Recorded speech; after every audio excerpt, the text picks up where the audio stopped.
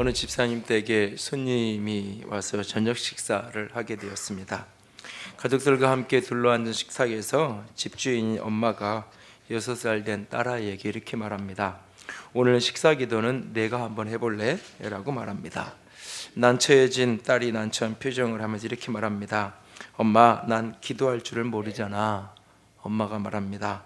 그냥 엄마가 평소에 하던 대로 하면 되잖아. 한번 해봐. 딸이 용기를 내어 기도를 시작합니다. 하나님, 맛있는 음식을 주셔서 감사합니다. 왜 자꾸 우리 집에 귀찮게 손님들이 많이 올까요? 앞으로는 안 오게 해주세요. 예수님의 이름으로 기도합니다. 아멘. 평소에 엄마가 하던 대로 하라 그랬더니 엄마가 하던 대로 아이가 한 거죠. 스승의 날인데요, 교육은 말로 되는 게 아니라 삶으로 체득하는 거다라고 지난주에도 말씀을 드렸습니다. 특별히 신앙은 말로 가르쳐지는 것이 아니라 삶으로 경험되어지고 체득되어지는 겁니다. 우리의 가정마다 신앙을 아름답게 경험시켜가는 모두가 되기를 원합니다. 기본 신앙의 습관 5번째 원리에 대한 것입니다. 우리 가장 기본이 되는 신앙의 원리 5번째는 심음과 거둠의 원리입니다. 은혜의 놀라움이라는 은혜의 원리라는 것하고 이 심음과 거둠의 원리가 어찌 보면 충돌되는 것처럼 보이기도 합니다. 그러나 은혜라는 큰 원리, 큰 그림 속에 심음과 거둠, 그러니까 하나님의 은혜가 우리 속에 작동하는 방법 중에 하나가 뭐냐? 심음과 거둠의 원리를 통해 하나님의 은혜가 우리에게 부어지는 겁니다. 하나님이 지으신 온 세계의 창조의 원리 속에 심음과 거둠이 작동하고 있습니다. 우리를 향한 하나님의 구원의 복음 속에 심음과 거둠의 원리가 작동하고 있습니다. 구원받은 그리스도인의 삶의 풍성함의 문제 속에 그 생활의 원리 속에 심음과 거둠이라는 원리가 그 중심에 작동하고 있는 것을 보게 되어집니다. 홍수를 통하여 온 인류가 멸망한 이후에 노아를 통해서 다시 시작하는 그들에게 하나님은 창세기 8장에 이렇게 말씀하십니다. 땅이 있는 동안에 심음과 거둠, 약간씩 하우링 나는데 조금만 잡아주세요. 추위와 더위, 여름과 겨울, 낮과 밤이 쉬지 않을 것이다 라고 말하고 있어요. 그러니까 하나님이 창조하신 이 땅이 있는 동안 심고 거두는 심음과 거둠이 변함없는 이 세상의 진리가 되고 원리가 될 것이다 라고 말씀하고 계세요. 십자가의 구원과 관련해서 예수님은 이런 말씀을 하십니다. 요한복음 12장에 내가 진실로 너에게 이르노니 한 알의 밀이 땅에 떨어져 죽지 아니하면 한 알 그대로 있고 죽으면 많은 열매를 맺는다. 밀이 떨어져서 그 밀 그대로 있으면 열매가 없을 거, 그게 썩어지면 심겨져 썩어져서 그 밀 이삭 하나, 그 알 하나가 없어지면, 심겨지면 결국 거기에서 많은 열매가 맺혀지게 될 것이다. 예수님 당신이 십자가에서 죽음으로 말미암아 우리가 구원받는, 수많은 백성들이 구원받게 되어지는 구원의 역사가 벌어질 것이다. 예수님이 당신의 십자가의 죽으심의 사건, 그로 말미암아 우리의 구원을 하나의 밀이 심겨지고 싹이 나 썩어져서 싹이 나서 열매가 맺는 비유로 예수님이 설명하고 있어요. 또한 동시에 창조와 구원의 원리를 넘어 그리스도인의 신앙 생활 속에 고린도후서 9장에는 이것이 적게 심는 자에는 적게 거두고 많이 심는 자는 많이 거둔다 하는 말이로다. 신앙의 교회 생활과 관련된 중요한 원리 속에 많이 심는 자가 많이 거두고 적게 심는 자가 적게 거둔다라고 말씀해요. 그리고 오늘 함께 읽었던 갈라디아서 6장 7절에 사람이 무엇으로 심든지 그대로 거둘 것이다 라고 우리에게 말씀하고 계십니다. 이렇게 하나님이 은혜로 온 우주를 창조하셨어요. 그 창조의 세계가 돌아가는, 작동하는 방법이 심음과 거둠이에요. 하나님의 은혜로 우리를 구원하셨어요. 우리를 구원하신 하나님의 방법이 심음과 거둠을 통해서요. 하나님이 오늘도 당신의 은혜로 자기 백성을 돌보시고 자기 백성을 복주시고 우리의 삶을 풍성하게 하세요. 어떻게? 심음과 거둠의 원리를 통해서. 이 심음과 거둠을 통해서 우리의 삶의 신앙의 여정의 풍성함을 누려가려면 어떻게 해야 할까요? 첫 번째로 스스로를 속이지 않는 자가 되어야 합니다. 스스로를 속이지 않는 것에서부터 시작해야 합니다. 지난 몇 주 동안 금요일날 기도회 때마다 야고보서 1장을 좀 묵상하면서 3번에 걸쳐서 속고 속이는 문제에 대한 이야기를 했어요. 야고보서 1장을 여러분이 펼쳐서 집에 가서 읽어보시면 속고 속이는 문제와 관련된 표현이 3차례 등장을 해요. 그 부분들을 같이 3주에 걸쳐서 나눴는데요. 그 본문을 가만히 들여다보면 사람을, 우리를, 신앙인들을 속이는 존재가 있어요. 크게 보면 3가지고 그룹으로 묶으면 2가지 있었는데, 세상과 사단이 우리를 속이고 자기 자신이 자기 스스로를 속이는 모습이 벌어져요. 그래서 세상과 사단에게 속지 말아야 돼요. 대표적인 게 뭐냐? 자기 욕심에 이끌려서 미혹되었고, 그래서 죄를 지었고, 그것 때문에 고난이 당하고 어려움이 당했어요. 그런데 하나님 왜 나를 이렇게 어렵게 만들었나요? 하나님 나를 이렇게 시험하시나요? 라고 하나님께 그것을 돌리지 마라. 하나님은 아무도 시험하지 않는다. 자기 욕심에 미혹되어서 죄를 짓고 실패하고 고통받으면서 하나님이 나를 이렇게 고통스럽게 아프게 했다라고 착각하지 말라는, 그게 속는 거라고 말하고 있어요. 하나님은 온갖 좋은 은사를 주시는, 온전한 선물을 주시는 빛들의 아버지, 말씀으로 나를 낳으신 아버지다. 그러면 하나님은 결코 우리를 고통스럽게 아프게 하는 존재가 아니시다. 하나님은 선하신 분이다. 하나님이 선하신 분을 믿지 못하게 악한 분으로 여기게 만드는 것, 생각하게 만드는 것, 그게 바로 사단이 나를 속이는 거다. 또 하나, 자기 자신에게 속는 경우가 있는데 그걸로 2가지로 나누는데, 하나는 말씀을 듣고 행하지 않는 것, 자기 자신을 속이는 것이다. 말씀을 듣는 거를 많이 한다고 내 믿음이 좋은 것으로, 말씀을 많이 듣는다고 내가 성숙한 신앙인인 것처럼 착각하는, 그게 바로 자기를 속이는 거다. 진정한 신앙은 들은 것을 실천하는 데 복이 있다. 또 하나는 나는 스스로 경건한 사람이야, 나는 스스로 경건한 사람이라고 생각하면서 이 혀를 제갈 물리지 못하는 사람, 자기 입 하나, 자기 말 하나를 절제하고 다스릴 줄 모르면서 스스로 나는 경건하다라고 생각하는, 그게 착각하는 거다. 그게 바로 자신을 속이는 것이다 라고 말하고 있어요.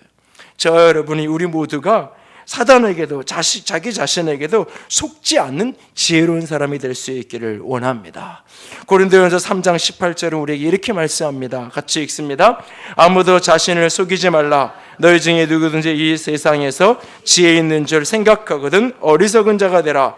그리하여야 지혜로운 자가 되리라 라고 우리에게 말씀합니다. 그 연장선상에서 오늘 갈라디아서 6장 7절에 우리에게 속이지 말라고 말합니다. 갈라디아서 6장 7절 본문을 7절만 한 번 더 같이 읽어요. 스스로 속이지 말라. 하나님은 업신여김을 받지 아니하시나니 사람이 무엇으로 심든지 그대로 거두리라. 여기 3가지 원리가, 3가지 개념에 같이 묶여 있어요. 스스로 속이지 말라. 하나님은 업신여김을 받는 그런 분이, 하나님을 함부로 무시하고 업신여기고 그럴 존재가 아니다. 그런 분이 아니다. 내가 업신여긴다고 업신여겨지는 그런 분이 아니시다. 그리고 우리가 무엇으로 심든지 심은 대로 거두게 될 것이다. 다시 말해서 심은 대로 거두는 원리를 무시하는 것은 자기 자신을 속이는 거고 하나님을 업신여기는 것이다 라고 말하고 있어요. 이것을 가장 잘 설명해 주는 이야기 중에 하나가 예수님이 말씀하셨던 달란트 비유예요. 달란트 비유에 1달란트 받았던 사람의 이야기. 어느 날 주인이 사람들에게, 어떤 사람에게는 5달란트, 2달란트, 1달란트를 맡겼어요. 그리고 주인이 먼 나라를 갔어요. 오랜 시간이 지난 후에 주인이 되돌아와요. 그 기간 동안 5달란트 받는 사람은 그것을 열심히 장사했고 2달란트 받은 사람도 장사했어요. 다 갑절로 남겼어요. 1달란트 받은 사람은 땅을 파고 그 달란트를 잘 묻어두었어요. 그 금덩어리를 잘 묻어두었어요. 그리고 어느 날 주인이 왔어요. 5달란트 받은 사람은 5달란트 남겨서 10달란트가 되어서 주인의 칭찬을 받아 착하고 충성된 종이라. 2달란트 받은 사람도 칭찬을 받았어요. 1달란트 받은 사람은 땅을 다시 파서 주인이 자신에게 주었던 그 달란트를, 그 금을 그대로 가지고 가서 주인에게 되돌려 줍니다. 그러면서 이 종이, 1달란트 받았던 사람이 주인에게 이렇게 말합니다. 주인이여, 당신은 굳은 사람이라. 이 굳은 사람이라는 표현을 원문을 보면 거친 사람, 또 아예 좀 이렇게 아예 부정적으로 번역을 하면 잔인한 사람.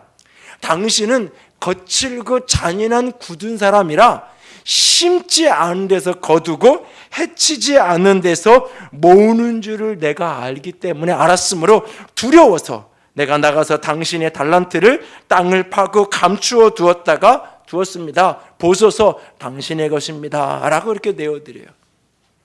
그런 종을 보면서 주인이 이렇게 말해요. 마태복음 25장 26절 27절 같이 읽어요.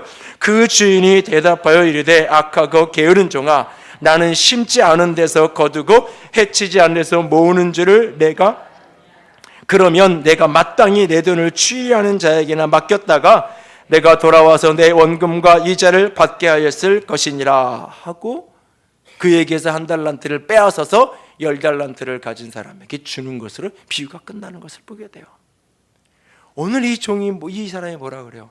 당신은 심지 않은 데서 거두는 분으로 내가 알았기 때문에, 심지 않고 거두는 그런 잔인한 분, 거칠고 악한 분으로 알았기 때문에 내가 두려워서 땅에 묻어두었습니다라고 이야기해요.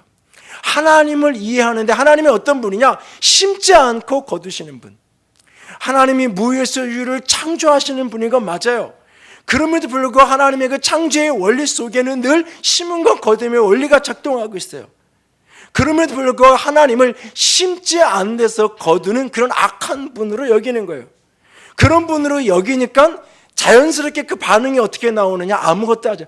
어차피 심지 않고 거두는 분인데 내가 무엇을 한들 무슨 소용이 있겠어? 아무것도 하지 않는 거예요. 그리고 심지 않은 데서 거두는 분이라면 내가 안 심어도 어차피 하나님이 원하시면 되게 할 거 아닌가? 라고 하는 생각을 하는 거예요. 아무것도 하지 않는 거예요. 주인이 화가 나서 네가 나를 진짜 그런 악한 존재로, 그런 거칠고 잔인한 사람으로 알았다면 최소한 이걸 가지고 추리하는 자, 이걸 가지고 돈놀이 하는 사람에게라도 갖다 줘서 이자라도 받아가지고 나한테 가져와야 되는 거 아니냐? 그렇잖아요. 심지 않은 데서도 달라 그러는 사람인데, 주지 않고도 뺏어가는 존재인데, 주었는데, 한 달란트를 맡겼는데, 한 달란트면 20년치 연봉인데, 여러분 연봉 20년치예요. 1년에 5천만 원만 잡으면 10억이에요. 그 돈 20년치 연봉에 해당하는 그 돈을 갖다가 맡겼단 말이에요. 그런데 그걸 고스란히 이 주인이 먼 나라를 갔다가 오랜 시간이 지나고 왔는데 원금 그대로 가지고 왔어. 주인이 그렇게 악하고 잔인하고 심지 않아서 거두는 존재로 알았으면 최소한 은행에라도 갖다 맡겨서 이자라도 가지고 와야 정상 아니냐? 너 나를 그렇게 여겼다면. 그런데 그렇게 악한 존재로 여기니까 아무것도 안 하는 거예요. 심지 않아서 거두는 존재라고 여기니까 아무것도 안 하는 존재가 되는 거예요. 그래서 그 종을 향해서 주인이 악하고 게으른 종이라고 얘기해요. 그리고 무익한 종이라고 얘기해요. 악하고 게으른 종, 무익한 종. 하나님이 심지 않은 데서 거두는 분이라고 많은 그리스도인들이 착각해요. 하나님만 원하시면 심지 않아도 얼마든지 언제든지 기적의 하나님이니까 하실 거라고 착각해요. 그러니까 아무것도 하지 않아요. 그렇게 기대하니까 아무것도 하지 않아 오히려 게으름으로, 무익함과 무능력으로, 무력함으로 오히려 반응하게 되는 경우가 참 많아요. 이게 한 달란트 받은 사람이죠. 이 심음과 거둠의 원리를 묵상하다가 보면 톨스토이의 그 바보 이반이라는 단편이 떠올라요. 특별히 톨스토이의 작품 가운데 노년에, 말년에 쓴 많은 작품들이 신앙적인 색채가 깊이 담겨져 있는데, 왜냐하면 그가 이제 노년에 가서야 제대로 신앙을 하게 되고 제대로 하나님을 만나고 신앙하면서 이 노년에 썼던 그의 단편들은 짧은 이야기지만 참 많은 신앙 영적인 원리들을 가르쳐주는 이야기들이 참 많아요. 그 중에 하나가 이 바보 이반이에요. 러시아의 한 시골의 한 부자 집에 아들이 셋이 있고 벙어리 따라 나가 있어요. 첫째 아들은 세이몬이고 둘째 아들은 파라스고 막내 아들은 이반이에요. 첫째 아들은 꿈이 있어요. 군인이 되는 거예요. 당시 제정 러시아 사회에서 출시하는 가장 빠른 길이 군인이 되는 길이어서 성공하고 싶었어요.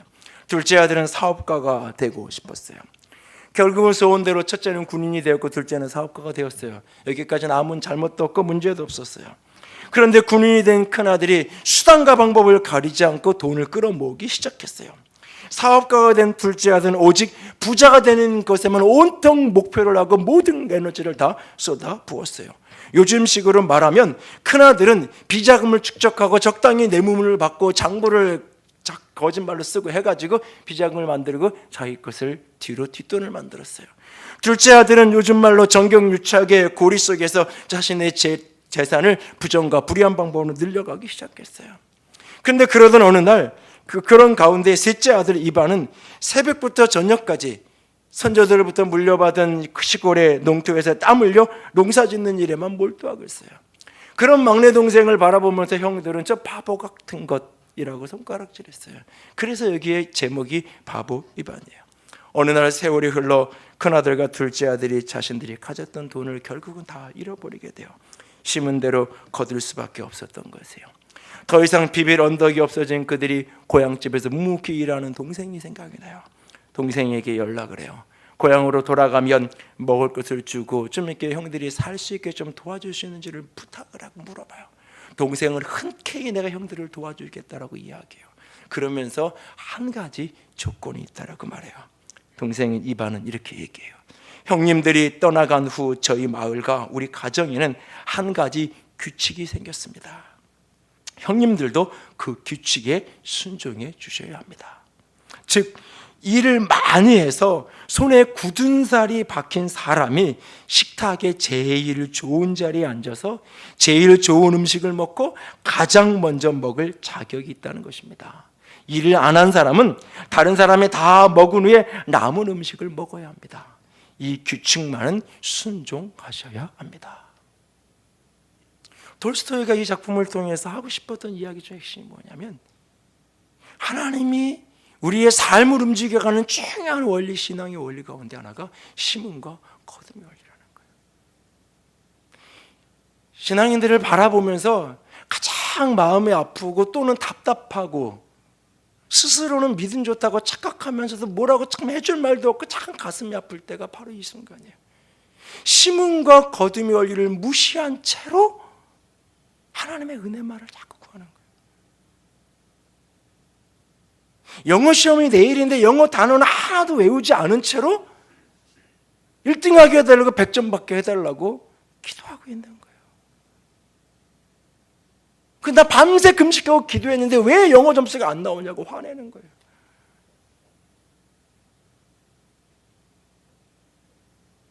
옆에 집 가게는 새벽에 문 열어서 새벽 일찍 6시에 문 열어서 청소하고 7시면 영업하고 밤 10시, 11시까지 밤을 새워가면서 하는데, 이 가게는 10시에 문 열어가지고 6시에 문 닫고, 그러면서 왜 우리 가게는 저 가게만큼 매출이 안 나냐고 소리쳐.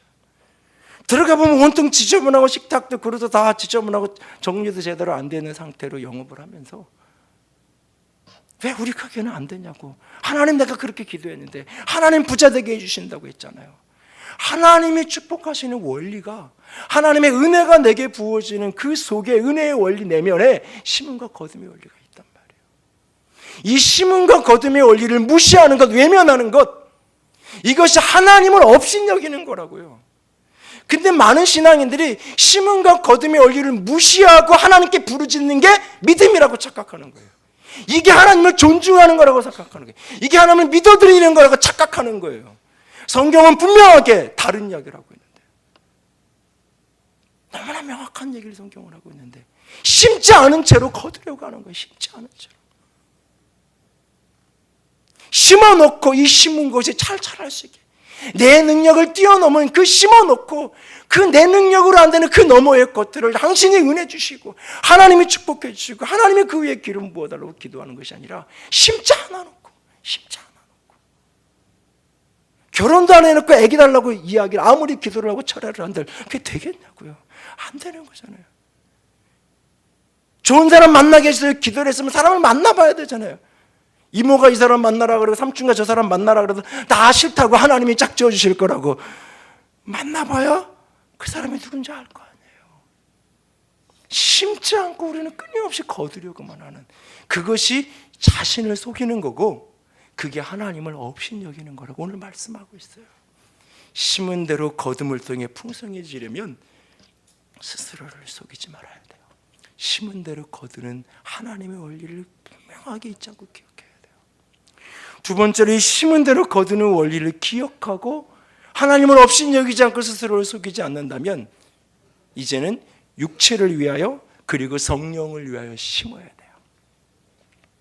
육체를 위하여 성령을 위하여 심어야 육체의 것을 거두고 성령의 것을 거두게 돼 있어요. 보면 8절을 볼까요? 8절을 다 같이 읽습니다. 자기의 육체를 위해 심는 자는 육체로부터 썩어질 것을 거두고 성령을 위하여 심는 자는 성령으로부터 영생을 거두리라. 사실 이 갈라디아서 5장과 6장 전체의 문맥은 육체라는 이 표현 자체를 부정어법으로 쓰고 있어요. 그래서 여기서 1차적인 사실 해석은 육체를 심어 육체로 걷는 것은 죄를 심어 사실 악을 거두는 그 이야기를 하고 있는 거예요. 그런데 이것을 조금 더 넓은 관점으로 이렇게 들여다보면 우리는 육체를 입고 살고 있어요. 육신을 입는 동안. 그 옷 입는 게 뭐가 그렇게 중요하냐고 이야기하지만 옷을 입어야 돼요. 먹는 게 뭐가 그렇게 중요하냐고 이야기하지만 먹어야 돼요. 그것이 우리에게 필요한 거예요. 그것이 물론 썩어질 것인 건 맞아요. 이 몸 썩어질 것인 건 맞아요. 그럼에도 불구하고 육체를 입고 사는 동안 그것이 필요해요. 그렇기 때문에 필요한 그것을 거두기 위해서 육체의 것을 심어야 되는 거예요. 그런데 우리의 인생이 육체의 것으로, 눈에 보이는 이것으로, 썩어질 것으로 끝나는 게 아니라 영원히 있기에 또한 성령을 위하여, 영혼을 위하여 영으로 심는 모습이 또한 있어야 되는 거예요. 그래서 디모데전서에서는 이렇게 얘기하는 거예요. 4장 8절 디모데전서 같이 읽습니다. 육체의 연단은 약간의 유익이 있으나 경건은 범사에 유익하니 금생과 내생에 약속이 있느니라. 그래요. 육체의 연습 약간의 유익이 있어요. 약간의 유익이 있지만 그 약간의 유익이 내게 필요해요. 그렇다면 육체를 위하여 때로는 심어야 돼요. 근데 그리스도인이 이 부분에서도 착각하는 게 하나가 뭐냐면 육체를 위해 심어놓고 영의 것을 거두기로 하네요. 영의 것을 심어놓고 육체의 것을 거두기로 하네요. 육체의 것을 기대하면 육체의 것을 심어야 되는 거예요. 내가 돈을 벌기 원하면 돈이 될 만한 일에 투자를 해야 되는 거예요. 그래야 그게 돈으로 내게 돌아오는 거예요.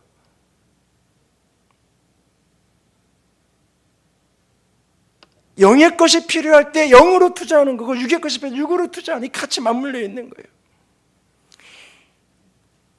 육체를 위하여 비록 그것이 썩어질 것이지만 육신으로 살아가는 동안 심어야 돼요. 육체를 위하여 심는 가장 기본적인 성경의 원리는 뭐냐면 대접받고 싶은 대로 대접하는 거예요. 30여 년 전 어느 날 그때 막 당시에 중견 기업으로 성장해 가던 한 기업의 사장을 만난 기억이 있어요. 성공하는 비밀이 무엇인지, 세상에서 부자가 되는 길이 무엇인지를 가르쳐 주겠다고 얘기하더라고요. 그러면서 성경을 펼치는데 바로 마태복음 7장 12절 말씀을 이야기하더라고요. 같이 읽어요. 그러므로 무엇인지 남에게 대접을 받고자 하는 대로 너희도 남을 대접하라. 이것이 율법이요 선지자니라 라고 말씀해요. 언젠가 재미있는 기사 하나를 봤어요. 우리가 보통 셰프라고 이야기하는, 외국에서 유학 갔다 온 아주 전문가라고 이야기하는 셰프들이 창업을 했을 때, 자기 그 음식점을 창업을 했을 때 대박난 집은 한 집도 없고, 평균 이상의 매출이 오르는 집이, 3년 이상 유지가 되면서 매출이 올리는 집이 50명을 데이터를 조사했더니 7, 8집밖에, 6, 7집인가 7집 정도밖에 안 되는 거예요. 15% 내외밖에 안 되는 거예요, 그게. 그런데 여러분 주변에 봐요. 대박집이라고 이야기하는 사람, 그 집 주인 음식 유학 갔다 온 사람 아니에요. 요리학원에서 배운 사람이 대박집을 나오지 않아요. 왜 그럴까? 그걸 이제 연구를 하면서 그 글이 재밌었어요. 그거랑 이제 신학을 하고 박사학위 가진 사람이 목회를 하면서 성장한 교회가 없다. 박사학위하고 와서 개척하는 교회 치고 부흥한 교회가 없다. 왜 그럴까? 뭐 그러면서 이제 두 개를 비교하면서 몇 가지 원리를 쭉 제시하는데 공감이 되는 게 너무 많아가지고 이렇게 체크를 했던 그 클립을 해줬던 적이 있는데, 그 중에 하나 이유가 뭐냐면 셰프는 음식을 만들어 놓고 내가 만족하면 좋은 거예요. 내 입맛에 맞고 내가 만족하면 최고예요. 그걸 내놓는 거예요. 이건요 자기 집에서 해야 되는 일이에요. 자기 집에서 그걸 엄마 마음에 드는 걸 해놓는데 안 먹으면 누구 고생이에요? 내 고생이에요. 내가 배고픈 거예요. 그러니까 엄마 입맛에 맞게 해놓으면 그냥 주는 대로 먹어야 되는 거예요. 그 집에서 해야 될 일이에요. 내 돈 내고 사 먹는 거예요. 셰프 입에 아무리 입맛인데 무슨 소용이에요. 난 단 게 좋은데. 설탕 많이 넣는 옆집 가야지. 내가 돈 주고 사 먹는 내가 왜 이거 쓴 걸 내가 왜 먹고 있냐고요. 내가 만족하는 걸 만드는 게 아니라 먹는 사람이 만족하는 걸, 오는 손님들이 좋아하고 맛있어하고 행복해하는 걸 만들어서 파는 거예요. 그 대박이 나는 거예요. 관점 자체가 틀린 거예요. 대접을 받고 싶으면 대접하라 그러는데 우리는 자꾸 이걸 관점을 자꾸 뒤집어놔요. 내가 그 위치에 있을 때는 그런 생각을 참 많이 했는데 내가 막상 이렇게 뒤집히고 나면 위치가 바뀌고 그러면 옛날 생각이 하나도 안 나는 거예요. 언젠가 그 인테리어 같은 사업하는 분한테 그런 얘기 했어요. 당신이 보기에 아름다운 이 집을 제발 만들지 말라고. 당신에게 이름 맡긴 그 주인이 좋아할 집을 만들라고. 인테리어 공사 마지막 마감 공사, 그 사람이 내가 그 집 살 거, 나는 일주일 일하고 인건비 받아가지고 가면 끝인 거잖아요. 그 사람이 몇 년 살아야 되잖아요. 2년이고 3년이고 10년이고 때로는 4, 50년이고 살아야 되잖아요. 그 사람이. 근데 그 사람이 이거 파란색 싫다고 그렇게 우기는데 이게 좋아요, 이게 어울려, 이게 배치가 맞아요, 왜 그렇게 얘기하냐고. 아니라고. 그 사람이 빨간 거 해달라면 당신이 보기에 좀 마음 안 들어도 빨간 거를 해줄 수 있는 거라고. 대접받고 싶은 대로 대접하는 것, 이게 육체를 위해 심는 가장 중요한 원리예요. 내가 A라는 기업에 들어가고 싶어요. 뒤집어 봐야 돼요. 내가 그 기업의 리더라면 나 같은 사람을 뽑을런지, 어떤 내가 준비를 해야 내가 그런 기업에 내가 갈 수 있을런지. 제가 전에도 얘기했잖아요. 청년들한테 연애, 결혼 특강할 때마다 꼭 하는 거예요. 얘기했잖아요. 내가 원하는 이성에 대한 남자친구, 여자친구, 남편과 아내에 대한 조건 100가지를 써보라고. 그러면 어떤 아이는 금방 한 20, 30개를 금방 쭉 써내려가는 애가 있고 한 15분을 가도 3개 이상을 못 쓰는 애가 있고 그래요. 어쨌든 쭉 써놨어요. 그러나서 딱 보고는 생각해보라고. 그런 네가 쓴 그 인물을 머릿속에 가공을 한번 떠올려보라고. 상상해보라고. 그 사람이 네 앞에 있다고 상상해보라고. 그럼 그 사람이 널 좋아하겠냐? 그런 조건에, 그런 외모에, 그런 신앙에, 그런 사람이 너 같은 사람 보면 좋아하겠냐? 믿음 좋은 사람을 원하면 네가 먼저 믿음 좋은 사람이 돼야 되고. 그렇잖아요. 상대방을 내가 꿈꾸는 게 아니라 그걸 했으면 거꾸로 그런 사람이라면, 그런 조건을 가진 사람이라면 나 같은 사람을 과연 좋아할런지 이걸 뒤집어서 생각할 수 있어야 되잖아요. 육체를 심어 육체를 위하여 심어 육체를 거두는 가장 중요한 것은 심은 내가 대접받고 싶은 대로 대접하는 거예요. 그리고 또 하나, 그러나 여기서 우리가 끝나는 게 아니에요. 우리의 삶은 이 세상 썩어질 것이 필요하지만 결국은 썩어질 거예요. 너머에 영혼이 우리에게 있어요. 그 영혼을 위해 심어야 돼요. 성령을 위해 심어 성령을 위해 영생을 거두라고 말하고 있어요. 그렇다면 성령을 위해 심는다는 게 뭘까? 어떻게 하는 게 성령을 위해 심는 걸까? 오늘 본문의 앞뒤 문맥은 그 힌트를 가르쳐주고 있어요. 오늘 8절에서 성령을 위하여 심어서 성령을 위해 영생을 거두리라고 말하고 바로 9절에 뭐라고 얘기하면 우리가 선을 행하되 낙심하지 말고 때가 이르면 선을 행하되라고 말하고 있어요. 영을 위하여 성령을 위해 심는 것을 바로 다음 절에서 성령을 위해 심는 거라고 설명하고 있어요. 그리고 이것을 조금 더 넓은 문맥인 6절과 10절로 연결시키면 이게 바로 뭐냐? 좋은 것, 착한 일하고 연결이 돼요. 선한 일이 뭐냐? 그게 좋은 일하는 거예요. 그게 착한 일하는 거예요. 그게 성령을 위해 심는 거예요. 6절을 볼까요? 6절을 같이 읽어요. 가르침을 받는 자는 말씀을 가르치는 자와 모든 좋은 것을 함께하라. 그리고 스스로 속이지 말라 이렇게 시작이 돼요. 그리고 10절 같이 읽어요. 그러므로 우리는 기회 있는 대로 모든 이에게 착한 일을 하되 더욱 믿음의 가정들에게 할지니라. 성령을 위해 심는 일은 뭐냐? 선한 일을 하는 거예요. 그 선한 일은 뭐냐? 말씀을 가르치는 자와 좋은 걸 함께 하는 거고, 그 선한 일은 뭐냐? 주변에 있는 사람들에게 착한 일을 하는 거예요. 특별히 믿음의 가정들에게 착한 일을 하는 거예요. 내가 누군가에게 선한 일을 했어요. 그 사람이 내게 갚아줄 게 있어요. 그래서 갚아줘요. 내가 옆집에 부침개를 하나 해서 줬어요. 그래서 옆집에서 토스트를 하나 해서 왔어요. 내가 부침개를 심어서 토스트를 받은 거죠. 먹을 걸 심어서 먹을 걸 받은 거예요. 육체를 위해 심어서 육체로 받은 거예요. 근데 그 사람은 아무것도 해줄 수 있는 능력이 있는 사람이 아니에요. 내가 주었어요. 심지어는 고맙다는, 감사하다는 칭찬의 말조차 돌아온 게 없어요. 그냥 그렇게 나는 착한 일을 했어요. 그것이 하늘에 쌓여 있는 거예요. 그것이 하늘에 남아 있는 거예요. 그것이 성령을 위해 심은 거예요. 그것이 내가 심고 나는 거예요. 그래서 되돌릴 수 없는 사람들에게 심으라고 말하는 이유가 그거예요. 선행을 할 때, 구제할 때 오른손에가 왼손이 모르게 하라고, 은밀하게 하라고 하는 이유가 바로 그거예요. 이걸 주고 이걸 따라가면 뇌물이에요. 이거는 내가 줬으니까 당신 언젠가 나한테 되돌려야 된다고. 내가 주었으니, 내가 이만큼 내가 주었으며 나누었으며 섬겼습니다 라고 떠들고 다니고 자장하고 다니고 소리치고 다니고 사람들의 인정과 칭찬으로 세상에서 다 받은 거예요. 나는 부침개를 심어서 사람들의 칭찬으로 거두었어요. 세상의 명예로 거두었어요. 내가 돈을 심어서 구제를 하고 도와줘서 사람들의 칭찬과 박수라는 명예와 칭찬을 거두었어요. 육체로 심어서 육체로 거두었어요.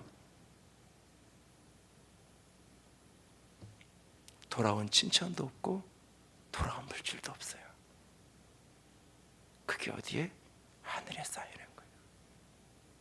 그게 하늘에 쌓이는 거예요. 선지자의 이름으로 물 한 컵 나눠준 거, 그 상을 잃지 않는다고 말하잖아요. 왠지 알아요? 왠지 알아요, 여러분? 물 한 컵 떠준 거는 아무도 기억하지 않아요. 아무도 기억하지 않아요. 그거 받은 사람도요, 기억하지 않아요. 기억하지 않아요. 그런데 하나님은 기억한다고요. 세상에서 되돌려 받는 게 없으니까. 그게 하늘에 쌓이는 거라고 말하고 있는 거예요. 그걸 영을 위해 심는다고 우리에게 말하고 있는 거예요. 영혼을 믿기 때문에, 저 영혼은 하나님의 나라의 평가를 믿기 때문에 세상에서 칭찬이 없고 세상에서 인정이 없고 세상에서 열매가 없는 것처럼 보여도 여전히 오늘 심는 자로 살아가는 거예요. 그것이 하늘에서 분명히 거둘 것이기 때문에 영을 위해, 성령을 위해 심어서 성령으로 말미암아 영생을 거두라고 우리에게 그래서 부탁하고 있는 거예요. 이것이 하나님이 기뻐하시는 영적 제사라고, 하나님이 기뻐하는 거라고 성경은 우리에게 가르쳐주고 있어요. 심은 대로 거두는 원리를 무시하지 마십시오. 그것은 자신을 속이고 하나님을 업신여기는 겁니다. 심은 대로 거두는 원리를 진정 믿는다면, 그걸 안다면 육체를 위하여 심고 오늘 영을 위하여 심는 자가 될 수 있게 원합니다. 그리고 세 번째로, 심었으면 거둠의 때까지 포기하지 마십시오. 거둠의 날까지 포기하지 마십시오. 고린도후서 9장 10절 같이 읽습니다. 심는 자에게 씨와 먹을 양식을 주시니 이가 너희 심을 것을 주사 풍성하게 하시고 너희 의의 열매를 더하게 하시리니. 우리 하나님 반드시 심는 자에게 씨와 또다시 심을 수 있는 것과 먹을 수 있는 양식을 주신 하나님입니다. 심는 자에게 심을 또 다른 것과 먹을 양식을 주신 하나님, 이것을 믿고 오늘도 끊임없이 심고 견디고 열매가 있는 날까지 기다릴 줄 알 수 있게 원합니다. 야고보서 5장 7절은 이렇게 말합니다. 같이 읽습니다. 그러므로 형제들아, 주께서 강림하시기까지 길이 참으라. 보라, 농부가 땅에서 나는 귀한 열매를 바라고 길이 참아 이른 비와 늦은 비를 기다리나니. 농부가 씨를 심었기 때문에, 내가 심었어요 분명히. 그렇기 때문에 비바람이 나고 이른 비와 늦은 비를 지나가는 그 시간 동안 기다릴 수 있는 거예요. 농부는 바라보고 꿈꾸면서. 왜? 심은 게 분명하니까 반드시 거둘 거를 기대하고 농부는 그렇게 걸어가는 거예요. 중국 동부지방에 새로 이사온 장사꾼 한 사람이 있었어요. 그의 눈에 모든 것은, 중국 내륙의 그 모든 것은 다 신기해 보이고 낯설어 보였어요. 그런데 아무리 봐도 도무지 이해되지 않는 게 하나 있었어요. 그것은 그 지방 사람들이 대나무를 키우는 방법이었어요. 농부들이 심은 대나무는 다른 곳에 심긴 대나무와 달리 자라나질 않는 거예요. 자라기는커녕 작은 싹 하나도 제대로 틔우지 못하고 있는 거예요. 공들여 심은 나무가 감감무소식이었어요. 장사꾼은 농부들에게 어쩌다가 왜 이런 대나무를 이렇게 심고 있냐고 물었어요. 빙긋이 미소를 지을 뿐 별다른 설명을 해주지 않아요. 한 해가 다 지나갔어요. 대나무 순이조차 돋지 않았어요. 그 다음 해에도 마찬가지예요. 장사꾼은 그것을 보면서 저 농부들이, 저 마을 사람들이 어리석은 사람이라고 손가락질하고 탓해요. 또는 저 나무가, 대나무가 뭔가 자체에 문제가 있어서 저렇게 되는 거라고 생각을 했어요. 4년의 시간이 지나가요. 대나무가 작은 싹을 나지만 그 싹이 4cm 이상, 3cm를 넘어가지 못해요. 4년은 지났는데 불구하고 작은 싹에 3cm 정도 이상이 자라지 않아요. 그러나 농부는 신경도 쓰지 않고 자기가 해야 될 일을 묵묵히 할 뿐이에요. 그런데 5년째가 되자 대나무에서 싹이 나오기 시작해요. 죽순이 쭉쭉쭉 자라가기 시작해요. 헤아릴 수 없이 많이 여기저기서 온 밭을 솟아나기 시작하면서 대나무가 한꺼번에 자라기 시작해요. 마치 마술에 걸린 것처럼 하루에도 몇 짝씩 자라가기 시작해요. 6주가 되면 6주 만에 15m 이상을 자라기 시작하는 거예요. 그 사이에 대나무 숲이 되어지고, 그때야 농부는 낯을 들고 칼을 들고 그 대나무를 잘라내기를 시작을 해요. 장사꾼은 그 나무를, 그 광경을 보면 도무지 믿어지지가 않아요. 궁금해서 묻습니다. 이제서야 비로소 농부는 이렇게 얘기합니다. 자네는 모르지만 모소라고 이름하는 이 대나무는 순이 나기 전에 먼저 뿌리가 땅속으로 멀리 뻗어나간다네. 그리고 일단 순이 돋으면 길게 뻗은 그 뿌리로부터 엄청난 자양분을 얻게 되어 순식간에 키가 자라는 것일세. 모소소나 대나무라는 나무에 대한 이야기예요. 4년이 지나도록 겉으로 보이는 것은 3cm 정도밖에 되지 않은 순이에요. 그런데 학자들의 연구에 보면 그 밑으로 수십 제곱미터의 그 뿌리가 엉켜서 밭 전체에 퍼져 들어가는 거예요. 5년째가 되면 그것이 한번 자라가기 시작, 터져나오기 시작하면 6주 만에 15m가 될 정도로 자라가는 거예요. 농부는 알기 때문에, 믿기 때문에 그 기간을 견뎌낼 수 있는 거예요. 오늘 갈라디아서 6장 9절은 이렇게 말해요. 선을 향하되 낙심하지 말지니 포기하지 아니하면 때가 이름에 거두리라. 근데 여기 포기하지 아니면 번역, 이 표현이 과거 개열 한글판 성경에는 뭐라고 되어 있냐면 피곤하지 아니하면 이렇게 되어 있어요. 여러분, 선을 행했는데 거둬지는 게 없어요. 심었는데 열매가 없어요. 그러면 낙심이 되죠. 그러면 피곤해요. 열심히 청소하고 열심히 일했는데 손님이 없어. 매출이 안 나와. 낙심이 되죠. 그럼 그 낙심과 더불어 피곤함은 2배, 3배 더 밀려와요. 하루 종일 사람들이 많아가지고 종일 서 있어도 일하면서 피곤한 것보다 손님이 없어서 카운터에 멀뚱멀뚱하게 하루 종일 앉아있는 게 더 피곤하고 사람이 때로 힘들어요. 선행하는데 열심이 없어요. 아니, 열매가 없어요. 내가 누군가에게, 교우들에게, 이웃들에게 참 많이 내가 사랑으로 베풀고 나누는데 거둬지는 게 없어요. 이 세상에서 열매 맺는 게 없어요. 그럴 때 낙심이 되고 피곤하죠. 그러면 포기하고 싶어지는 거예요. 근데 말씀은 이렇게 말해요. 때가 이르면 거두리라 라고 말하고 있어요. 하나님의 카이로스라고 표현한 그때, 하나님의 때가 되면 심을 때가 있고 거둘 때가 있다라고 말씀하셨던 천수의 말씀처럼 그 때가 되면 1년이 지나고 2년이 지나고 3년이 지나도 열매가 없는 것처럼 때가 되니까, 5년이 때가 되니까 불과 6주 만에 15m가 자라듯이 그 때가 되면 거둘 거라고 우리에게 분명하게 말씀하고 계세요. 그러므로 거둠의 때가 될 때까지 포기하지 않는 저와 여러분이 될 수 있기를 원합니다. 지난주 중에도 한 집사님이 너무너무나 감사하고 기쁜 그런 이야기를 하면서 눈물이 글썽글썽거리던데, 가족 집안 어른 중에 한 분이 그 가정이 예수 믿고 돌아온 지 몇 개월, 불과 한 달밖에 몇 개월이 안 된 거예요. 그 이야기를 하면서 너무너무 감사한 이야기를 해요. 그분이 어떤 분이셨냐, 집안에 어떤 행사가 있어서 둘러앉아서 이렇게 식사를 하는데 기도를 하는 걸 보고는 너 교회 다니냐? 예, 교회 다니는데요. 그럼 다음부터 오지 마라. 그렇게 매몰차게 이야기하던 분인데 수년을 기도로 눈물로 심었는데 어느 날 믿고 돌아온 거예요. 믿음으로 돌아온 지 한 달 여가 되었는데 같이 전도했던 언니한테 전화를 해서 나 예수 믿게 해줘서 너무 고맙다라고 이야기하는 거예요. 그 얘기를 하면서 눈물을 글썽거리세요. 왜? 기도하고 싶지 않은 때가 있었는데 아무리 기도하고 아무리 심어도 돌아오지 않는, 점점 더 완악해지는 것만 같아서 기도조차 포기하고 싶을 때가 있었는데 하나님은 결국 이렇게 돌아오게 하셨다고.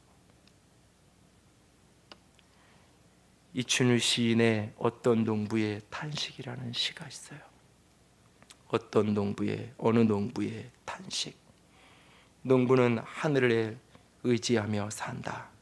어느 해 봄, 살가운 논바닥 가뭄 들고 모내기 시기 놓쳐 먹물이 된 가슴. 여름 장마 후에다 병충해 겹쳐 살점마저 파먹힌 허한 가슴. 가을 거지할 즈음 태풍 휩쓸어 천둥불 칼마음 베어 피투성이 되었다네. 텅 빈 가슴에 한숨 크게 쉬며 해를 하나 삼키네. 열심히 했지만 아무것도 거둬지지 않은 어느 농부의 탄식이에요. 그럼에도 불구하고 이 농부는 추운 겨울이 지나면 또 들녘으로 나아가서 씨를 심고 또 모내기를 하고 또 뿌립니다. 그것이 농부의 마음이에요.